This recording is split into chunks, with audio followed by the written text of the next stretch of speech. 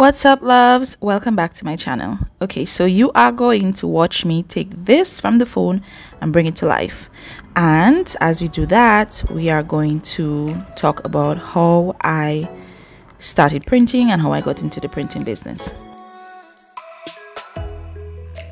Disclaimer, this is not a tutorial.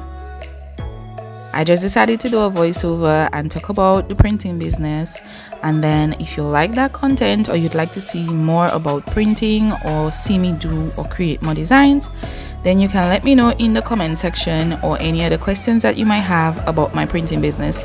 But I hope that I'm able to answer as much questions that you might have in this video.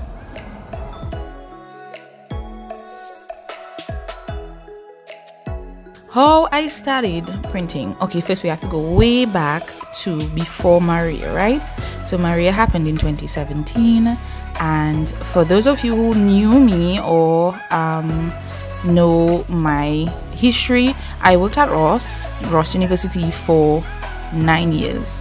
And then when Maria happened in 2017, as we know, Dominica was in a state, and then Ross left.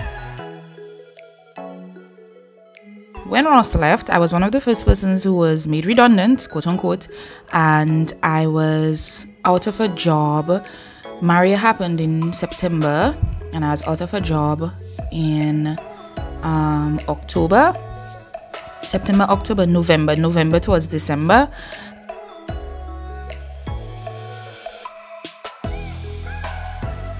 When I was made redundant, I had already had my nails business, because I had my nails business before I started working by Ross.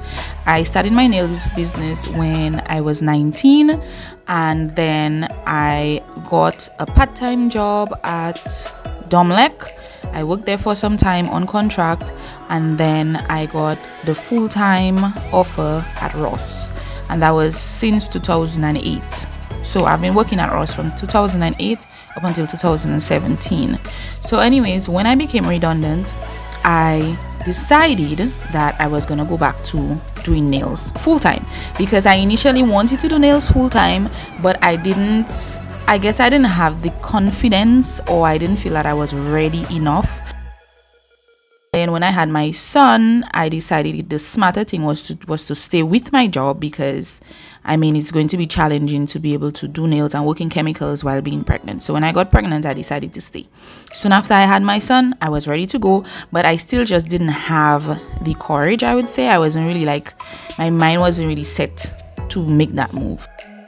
When the hurricane happened and they made me redundant, I didn't panic a lot, because I had something to fall back on. So I decided I was going to go back to my salon and go full-time. So I did that.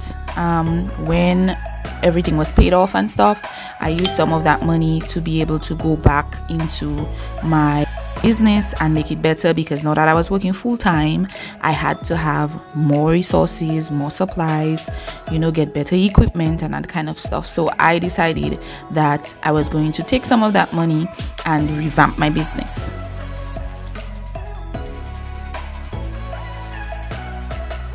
I did that for about a year, so that brings us into 2018. For the entire year of 2018, from the time they connected back the electricity, because we had a blackout in Dominica, so when they reconnected my electricity, it was in February. So from February up until September, I was working full-time hours at my salon. It didn't take much adjusting, because I was so accustomed of doing it, but it kind of did, because it was more hours, so I had to really push myself more, because I was working longer hours as opposed to just 2-3 hours on the weekends. So in September of 2018, I don't know, maybe because I'm so much of I'm always an active person. I don't know what it is to really sit down and settle. I wouldn't say I just get bored easily, but I like to engage. I like to do a lot of stuff. I like to keep myself busy. I like to learn new things and whatever.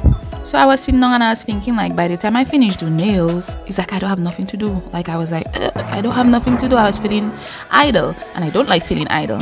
So I sat down and I was thinking, what else could I probably get involved in that would be fun to do?